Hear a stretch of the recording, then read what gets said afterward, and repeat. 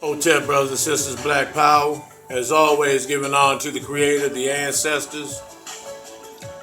Chief of Staff, Brother Harris Abdul, my sister, my in-laws, my father, and all of the ancestors, as well as all the brothers and sisters, as well as subscribers that are fighting for the liberation and salvation of our black nation. Today I want to show you something. This is, believe it or not, now I'm not criticizing anyone. Excuse me. Yeah, not criticizing anyone, but because the reason why I understand how devastated that we are from a loss of a child, from a loss of any of our people, any of our relatives, how devastating that can be for some of us. And to some of us, never recover. Like I was saying, some of us never recover from a loss of a loved one, especially when we lose our young men and women, our young boys and girls, our teenagers, who were deprived and robbed of their lives. And some of us go to the extreme because we do not want to let them go. And I'm saying all this to say that if you look at this picture, this is a picture of an 18-year-old boy who was murdered. And what you're looking at is his viewing. This is his funeral viewing.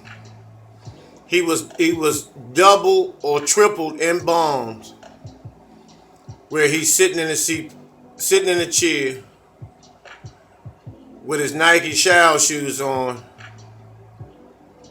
with a controller in his hand, playing PlayStation, with Doritos and a drink on the table next to him, with a television in front of him, with a PlayStation on. Now this brother's deceased. He's been to the funeral home.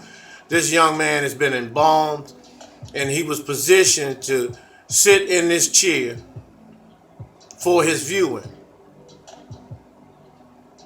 And this is, and I'm not, don't get me wrong, because I don't want to say anything that's offensive to the family, but this is very, very extreme. And I'm just going to try to leave it like that for the sake of having peace within the family. And this is what I want to talk about now. This brother here, McCOY, who was a running back for the Rams, and he was also a running back, I believe, for the Philadelphia Eagles. That's him and his wife here at a fundraiser. But this brother had some vicious problems hitting on females. And this is not a white woman, this is a sister. And this nigga beat this sister up like that.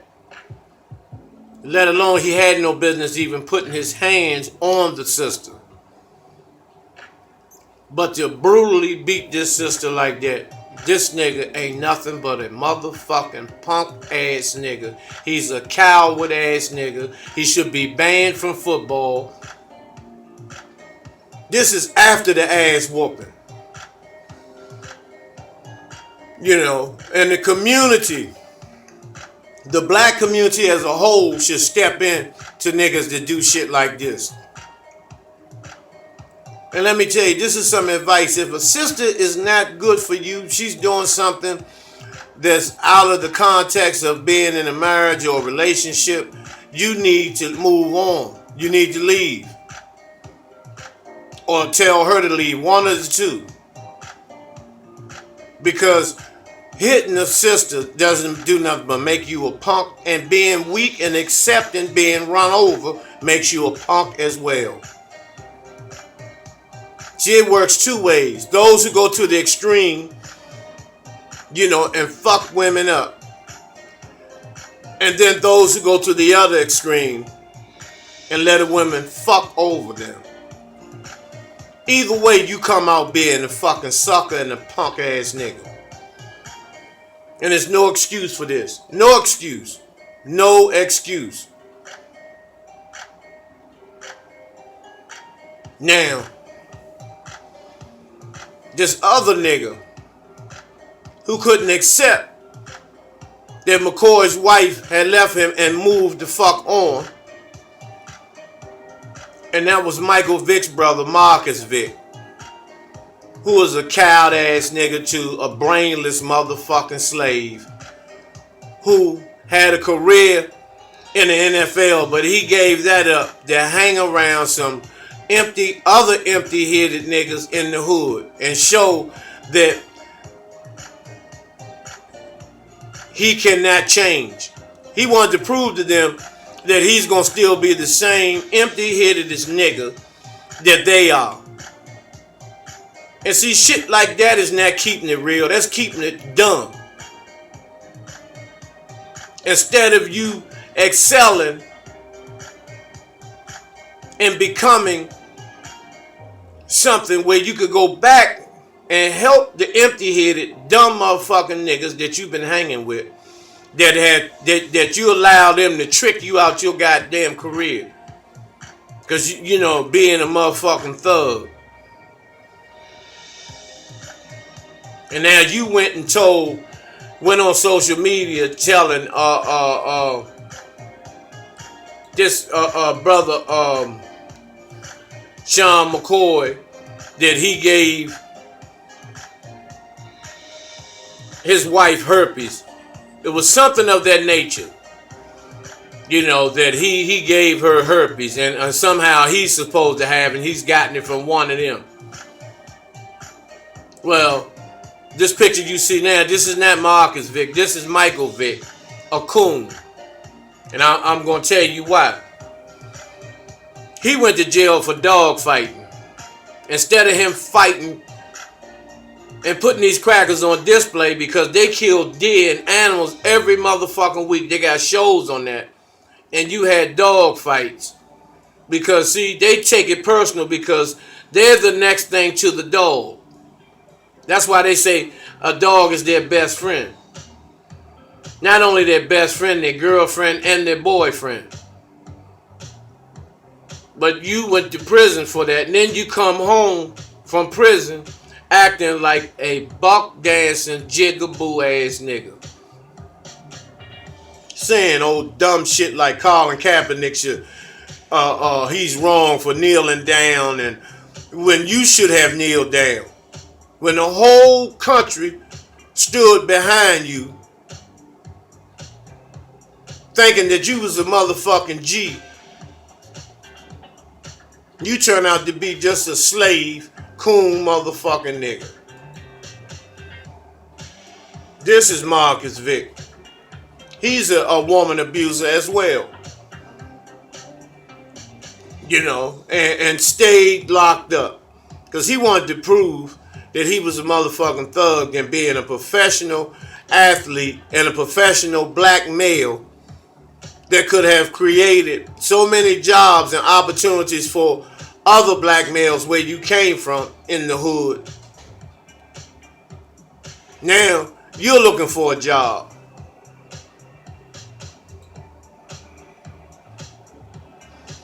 You know, my thing is, what are our children watching today?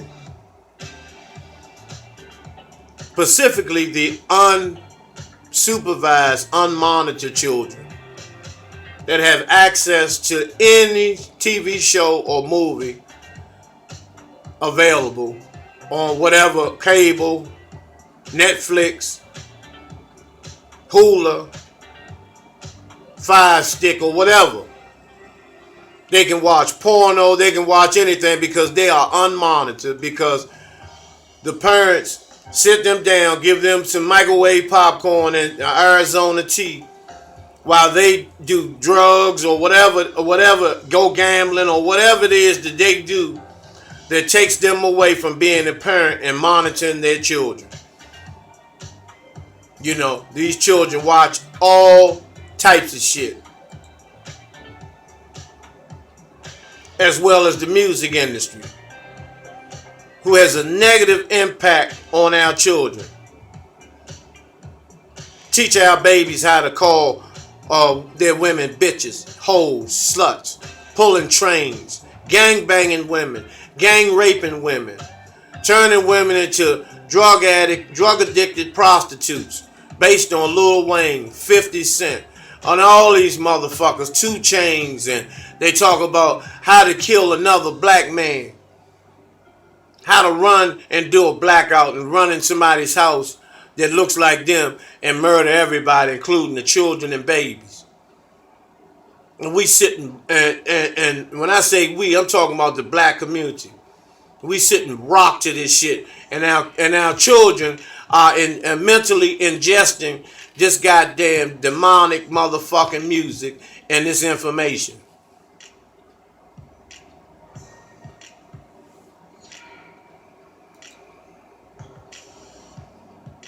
You know, and their heroes are, you know, the heroes are you know, sports athletes. Because that's what white America teaches them. If they can't, you know, shoot a 3-pointer, you know, or run a 440, or throw a football 60, 70 goddamn yards, and jump over another human being like some goddamn circus animal, then it's nothing else for them but to be a blue-collar worker. Because, see, they don't show the black heterosexual, which are very, very few, heterosexual CEOs of Fortune 500 companies. And although those niggas don't do anything in terms of uplifting and enhancing the economic status of the black community, at the same time, still, the children should be exposed to these individuals, you know, as a symbol of hard work and success. But no, everybody wants to be LeBron James, King James, or KD, which is impossible. You got a half a million athletes in middle school, high school, whatever, that wants to be in the NBA. Out of the half a million, only like 7,000 actually get to the college level and start at college. Out of the 7,000, only 43 are selected to the NBA. Out of the 43, only 7 start. And the average length of play is 4 years. The average. So you got a 500,000 to 1 million players applying and working for a position that only lasts for 4 years, and then that's it.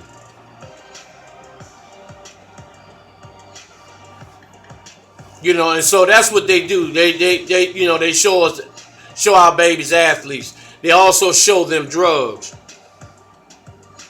You know, they'll put a commercial on that say no to drugs, and then on the second hand, they'll put a movie on where you see crackers and niggas doing coke, doing lines of coke, eating E-pills, seeing women being drugged, falling out with guys on top of them.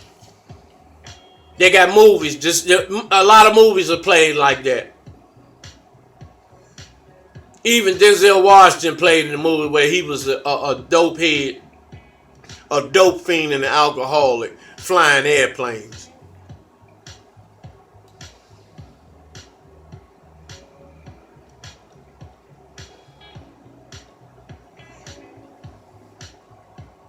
You know, Grand Theft Auto, you know, PlayStation game, where they show a guy literally walks at a traffic light, throws a woman, elderly woman, young women, throw them on the ground at gunpoint, takes their vehicle, police chase and pursues, they battle it out, have a gun battle with the authorities, so-called police department. And the black men are murdered on that game. That's Grand Theft Auto, where it's a game to teach our babies how to carjack innocent citizens, starting at a traffic light.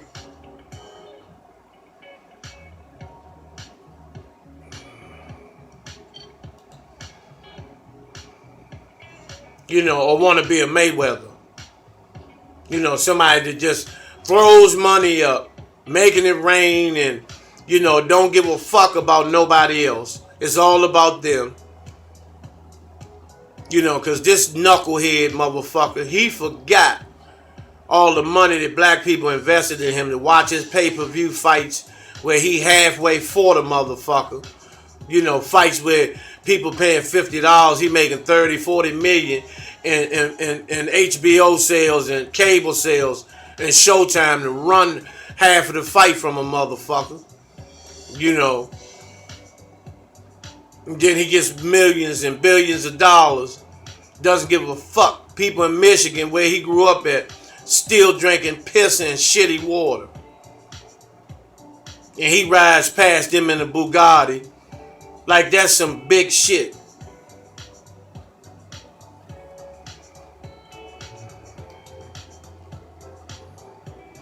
And then the cereals that has just a high level of fructose syrup. They make our children, when they eat, they have no control over their central nervous system. So they may eat 2 bowls of Kix or Reese Cup, Cookie Crisp cereal, whatever, and not being able to sit still in the classroom because the high level of fructose syrup that's in these cereals. So the letter comes home, and next thing you know, they are demanding that your child begin to start taking Ritalin, which is a Schedule 1 narcotic in the DSM-4. If you read it, it's a Schedule 1 narcotic in the same categories as crack cocaine. So they make our babies crackheads at 8 and 9 years old based on eating the cereal, which is a precursor and an introduction to the Ritalin.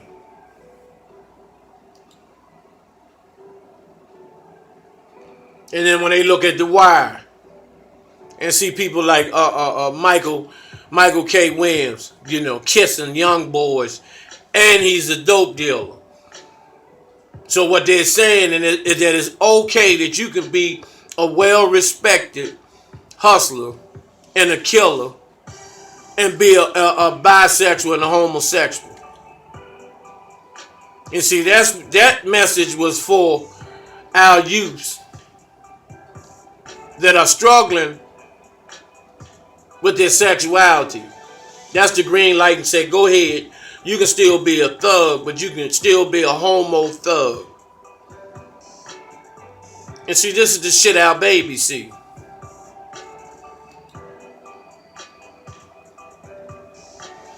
These rap moguls and, Hustle Simmons. Here he is with a homosexual. Which he's a straight bisexual. And like I told y'all before, you have to watch how many times these motherfuckers be married and how many relationships they be in, because these sisters find out that, that these men's assholes is bigger than their vaginas. And this motherfucker, which I'll never have any respect for, he's the one that did the Harriet Tubman sex tape. Because you really fucked up your life when you did that.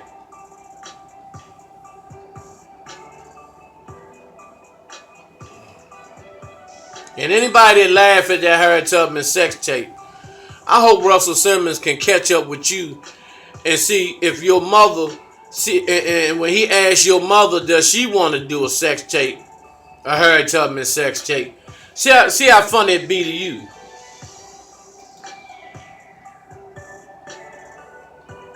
shit like this. What happened to the decency in our black queens? Because they've been told that they're not queens because they may be a little overweight or big boned, and large or voluptuous or whatever. It's how you perceive yourself to be. Not how much you weigh, not how tall or how short you are. Not how fat your legs are, fat your ass is, or your arms are. That has nothing to do with who you are. But when you got low self-esteem, you go to the fucking extreme to get some type of notice and recognition. But see, sisters like that, they need love. They're missing love. They're missing affection in their lives. So it makes them bitter. And so they'll flop somewhere naked. Damn near naked. And that's in Hollywood, on the Hollywood Walk of Fame. She's sitting there with her ass on one of those stars. Names. And she's just hurting, begging for affection. But at the same time, you are disgracing the sisters that are out here that's trying hard to fulfill their womanhood. Because you want to be slut of the year. And where'd you get that idea from?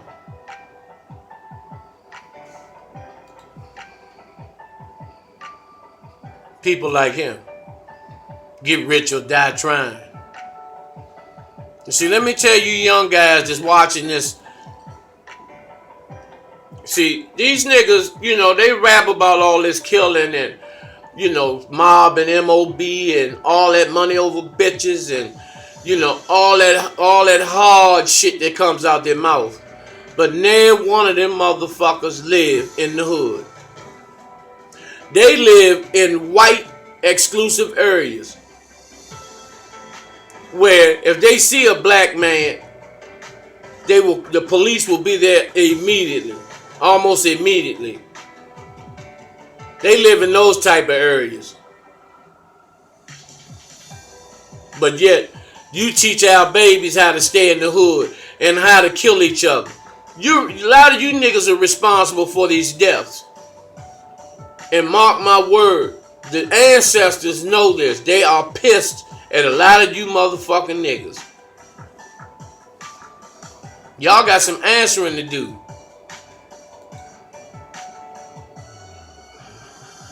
Like this shit. This type of shit. This is Magic Johnson's son. And no one is going to tell me any different. Because Magic, he was kissing Isaiah Thomas during their championships in the 80s. Publicly kissing this man. They were kissing before the game, before the jump ball. And no one is going to tell me that the parties that Magic gave, the parties they attended, that somewhere along the line, Magic's son was violated by one of those NBA players or one of those white executives. And he may not admit it right now because he has a false image to uphold. Because he don't know how people will take him. And then all eyes will be looking at Magic. Because he dropped the ball to allow this to happen. Because this motherfucking punk did not wake up and just say, I want to be a woman. No. He has been severely abused to the point where he thinks he's a woman. Because one of those NBA players, or more than one of those NBA players,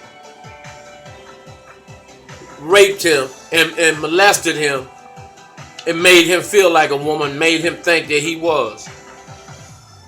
And look at him now. And then Magic say he's proud of him.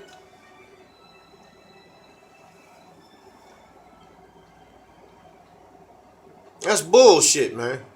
Sick. You know, the buck dancing. These jigaboo motherfucking niggas that are largely responsible for the oppression that the black community deals with on a daily and consistent basis, on a day-to-day basis. Because you got motherfuckers. Now, this is a real picture of one of the greatest comedians ever, Burt Williams, who has on a motherfucking chicken suit, which is symbolic to fried chicken and watermelon. And see, we got a lot of them jigaboo ass niggas today. A lot of them.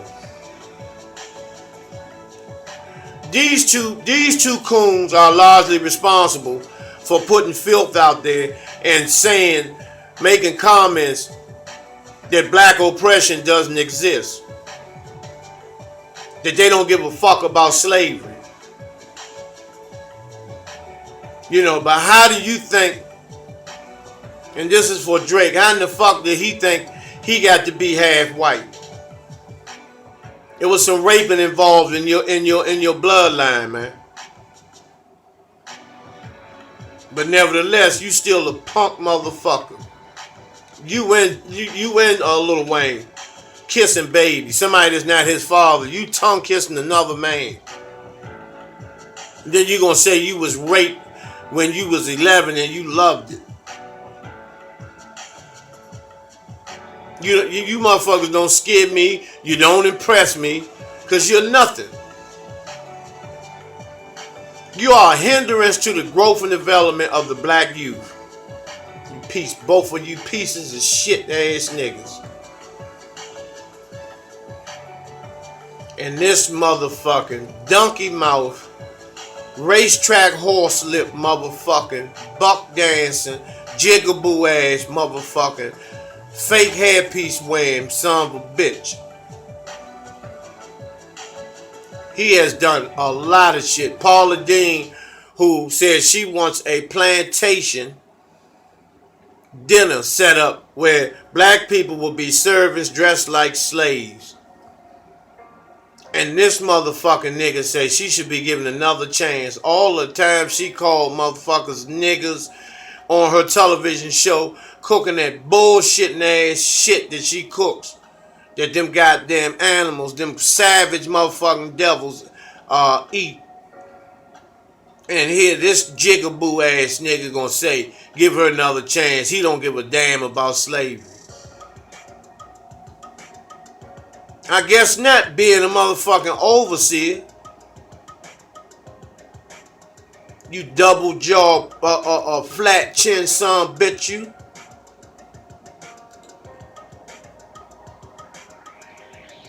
And this pigeon face hoe, you know, she's a straight motherfucking Fruit Loop bird, Toucan Sam looking bed wench.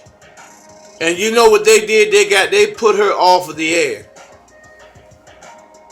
Cause she out-whited the whites with the self-hatred of black people. Plus, she's at these dances and these after parties, seeing how many motherfucking clits she can lick on and pussies and buttholes she can suck, as far as females. Cause she's nothing but a hook-nosed dyke.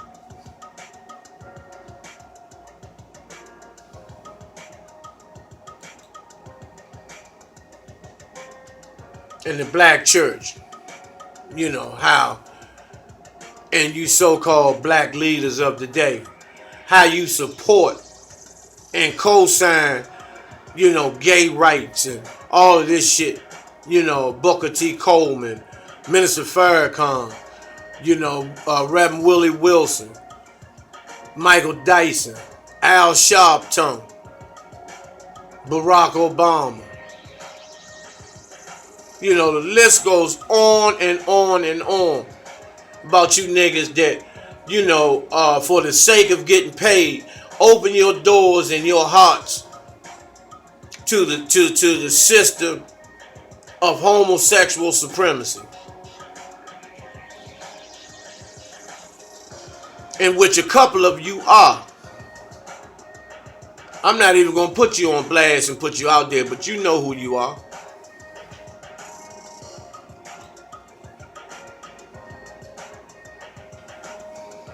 Al Sharpton, fried chicken, Popeyes eating, diabetic, hammer toe motherfucking, Revlon perm wearing, makeup wearing motherfucking faggot. And Cornel West, a buck-tooth porch monkey who always flashing your credentials. You get up here yelling at these like you really are for black people. But you suspect as a motherfucker too. Only thing you want black is your suits. Never seen you with a woman. That's why I know you're a faggot.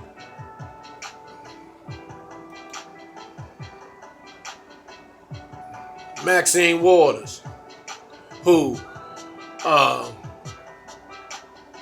jumping up and down for the Latino community, but you never done that for black people. You never jumped on top of a car with a fucking bullhorn, hollering for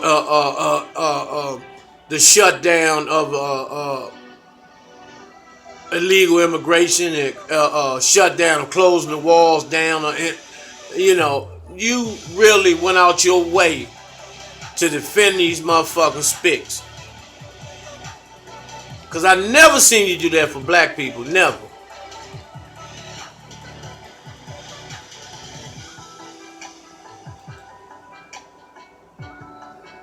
Because the black church is infested with demons. Infested. You know, and it's gonna be a part 2 to this video. It's gonna be a part 2. You know, all these motherfucking niggas, you know, bed wenches who, for the sake of money, have raked in billions and almost trillions of dollars. Got people thinking, you know, that they're going to heaven, that they're actually men and women of God, which they're not. They're men and women of money. You know, and they really are infested. Kurt Franklin leading the pack with lipstick, lip gloss, foundation on. Don't no brother stand like that and smile like that. And then they got this motherfucking dope fiend playing like he doing gospel, like he's saved.